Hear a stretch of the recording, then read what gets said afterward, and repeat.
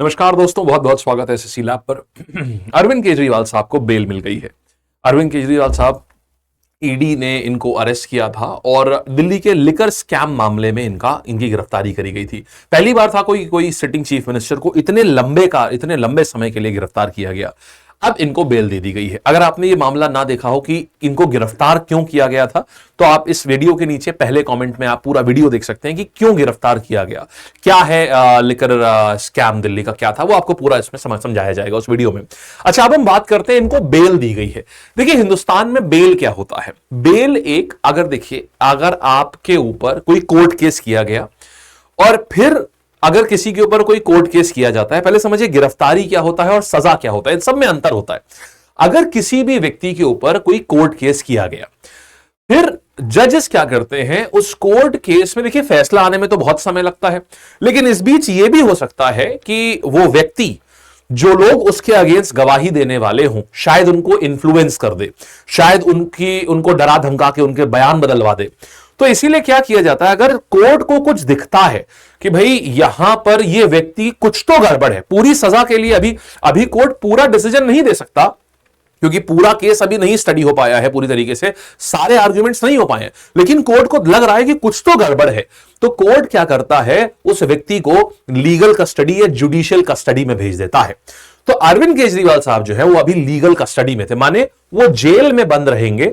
हालांकि अभी उनको सजा नहीं सुनाई गई है, लेकिन प्रथमादर्शी ऐसा लगता है कि कुछ तो गड़बड़ है, इसलिए व्यक्ति को जेल में भेजा जाता है। ध्यान रखिएगा, सजा नहीं सुनाई जाती है अभी तक, ठीक।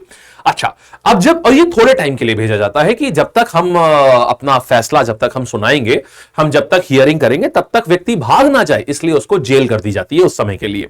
अच्छा, फिर क्या होता है, फिर जो व्यक्ति जेल जाता है वो अपने वकील के थ्रू एक बेल एप्लीकेशन दिलवाता है। बेल का मतलब क्या होता है कि देखिए, आप हमको छोड़ दीजिए, आप हमको जेल में मत रखिए, हम वादा करते हैं कि हम भागेंगे नहीं। ये वादा होता है। बेल का मतलब सिर्फ यही है कि भाई देखिए, आप हमको छोड़ दीजिए, अभी तो हमारा केस चल रहा है, आप हमारे केस में डिसाइड करेंगे, आप हमको छोड़ दीजिए और हम वादा करते हैं कि हम भागेंगे नहीं। तो बेल 3 प्रकार की होती है। एक होती है रेगुलर बेल, जो अभी मैंने आपको बताया, वो एक रेगुलर बेल थी कि भाई फैसला आने में बहुत समय लगेगा, तब तक हम बेल पे बाहर हैं, मतलब कि अभी हम गिरफ्तारी में नहीं रहेंगे, हम बेल पर बाहर रहेंगे। अगर मेरे विरुद्ध फैसला आ गया तो फिर मुझे जेल दे दी जाएगी उस समय, लेकिन अभी क्योंकि फैसला नहीं आया है तो हम बेल पे बाहर रहेंगे। उसकी कुछ कंडीशंस होती हैं कि आपको रेगुलर हर हफ्ते आपको पुलिस थाने जाना होगा, अपनी अटेंडेंस लगवानी होगी, जब कोर्ट केस होगा आपको आना पड़ेगा कोर्ट में, ये सारी कंडीशन होती हैं उसकी। दूसरी बेल होती है एंटिसिपेटरी बेल, मतलब अगर आपको लगता है कि आपके ऊपर कोई केस फाइल करने वाला है और आपकी उसमें गिरफ्तारी हो सकती है, तो आप पहले से ही आप एंटिसिपेटरी बेल ले सकते हैं। अगर आपकी पहले से एंटिसिपेटरी बेल आपने ली हुई है तो आपको कोई गिरफ्तार ही नहीं कर सकता है, ठीक है। और तीसरी बेल होती है जो केजरीवाल साहब ने ली है, उसको बोलते हैं इंटरिम बेल। इंटरिम बेल तब ली जाती है अगर किसी पर्टिकुलर व्यक्ति को रेगुलर बेल ना मिल रही हो। रेगुलर बेल असीमित काल के लिए होती है कि देखिए, जिसमें हम वादा करते हैं कि भाई हम भागेंगे नहीं, हम देश छोड़ के नहीं भागेंगे, हम जितने भी गवाह हैं हम उनको मैनिपुलेट नहीं करेंगे, लेकिन आप हमको जेल में मत रखिए। ये होता है रेगुलर बेल। रेगुलर बेल में आदमी परमानेंटली बाहर रहता है जब तक उसका केस चलता है और हर केस की हियरिंग में उसको कोर्ट में जाना पड़ता है। अब क्योंकि केजरीवाल साहब को अभी जो कोर्ट था वो रेगुलर बेल नहीं दे रहा था, तो इसके लिए क्या किया, उन्होंने बोला कि ठीक है, उनके लॉयर्स ने बोला हमें इंटरिम बेल दे दीजिए। तो इंटरिम बेल तब दी जाती है, इंटरिम बेल थोड़े समय के लिए दी जाती है कि हम आपको 10 दिन के लिए, 15 दिन के लिए या 20 दिन के लिए हम आपको इंटरिम बेल दे रहे हैं। तो केजरीवाल साहब को इंटरिम बेल दी गई है जो कि 1 जून तक की वैलिड है। 2 जून को वापस से उनको जेल में डाला जाएगा, फिर से वापस से उनको जेल में पहुंचना होगा। इस इंटरिम बेल में, यानी कि आज अगर तारीख देखी जाए तो 11 मई से लेकर के 1 जून एक खास दिन है क्योंकि उसी दिन आखिरी लोकसभा इलेक्शंस है।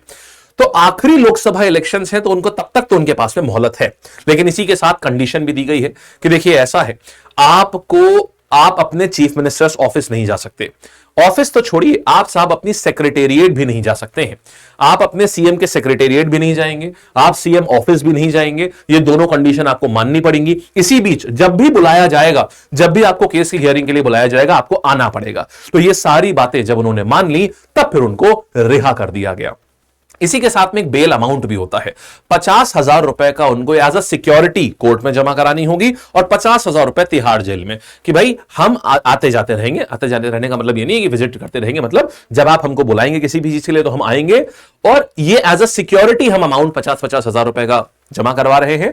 जब ये पूरा केस ओवर हो जाएगा और अगर हम निर्दोष पाए जाते हैं तो वो 50,000 रुपए इनको वापस दे दिया जाता है। ये होता है, इसको बेल बॉन्ड कहते हैं इसको, ठीक है। तो मुझे उम्मीद है आपको ये सारी बात समझ आ गई होगी, क्या होते हैं बेल, क्या होती है। केजरीवाल साहब बाहर आ गए हैं, इंटरिम बेल के ऊपर बाहर आ गए हैं। रेगुलर बेल इनको नहीं मिली है, अभी इंटरिम बेल मिली है, माने कुछ समय के लिए बेल मिली है। 2 जून को वापस से इनको जेल जाना होगा, और अगर फिर रेगुलर बेल मिल जाती है तो फिर वो असीमित काल के लिए बाहर ही रहेंगे, ठीक है। उम्मीद करते हैं ये सारी चीज आपको एक छोटे से डिस्कशन में सब समझ आ गया होगा। धन्यवाद। अच्छा लगा तो जरूर नीचे कमेंट सेक्शन में बताइएगा। Thank you so much.